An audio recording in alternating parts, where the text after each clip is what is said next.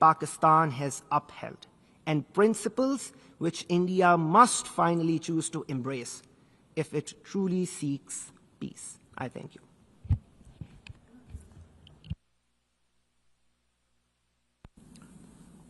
I call on the representative of Islamic Republic of Iran.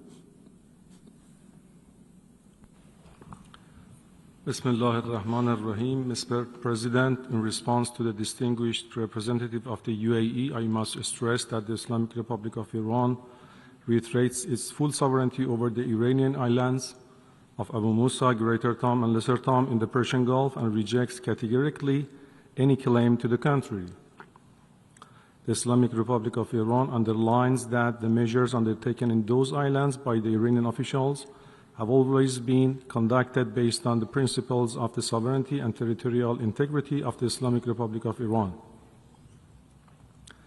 My country always pursued a policy of friendship and good neighboring with all neighboring countries. As it was reiterated regularly, the territorial integrity and the sovereignty of my country over the said Iranian islands is not negotiable. I would like to stress that Persian Gulf is the only true geographical designation for the body of water lying between Iran and the Arabian Peninsula, which has been used since the dawn of history and endorsed by the United Nations system and must therefore be respected by all.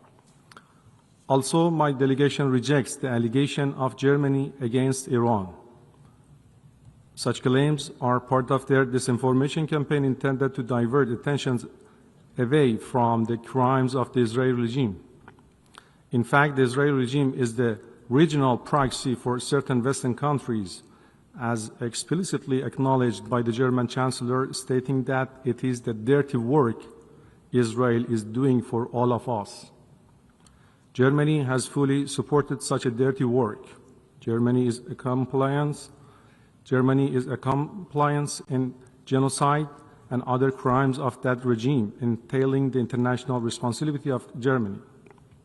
Moreover, while Germany has openly backed Israel's aggression against Iranian safeguarded nuclear facilities and also is a significant non-performance of its obligation under JCPOA and Resolution 2231, it is not in any position to lecture us here.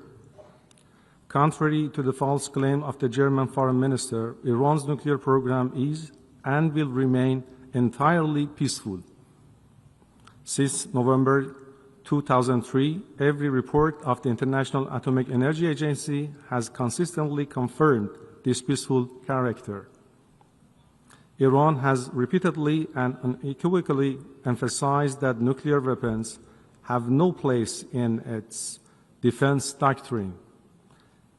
In his statement before the General Assembly, the President of the Islamic Republic of Iran reaffirmed Iran's principled opposition to nuclear weapons and underscored the urgent need to uphold the Non-Proliferation Treaty. Iran's peaceful nuclear program poses no threat to international peace and security. Consequently, we oppose any attempt by E3 to treat this matter within the Security Council framework. It is unjustified, lacks a legal foundation, and serves no constructive purpose.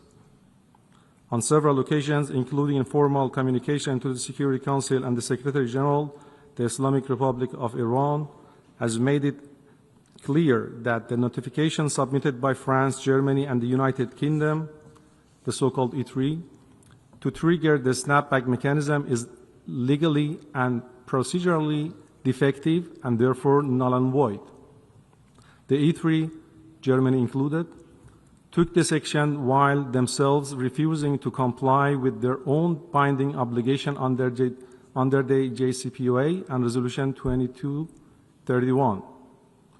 Not only did they deliberately undermine the Resolution 2231 by demanding arrangements beyond its scope, but they also went so far as to advocate and justify military aggression against Iran's safeguarded nuclear facilities. Accordingly, any attempt to revive terminated resolutions is devoid of legal basis and stands politically and morally indefensible. Issues related to Iran's nuclear program have already been comprehensively addressed and settled within the framework of JCPOA and Resolution 2231.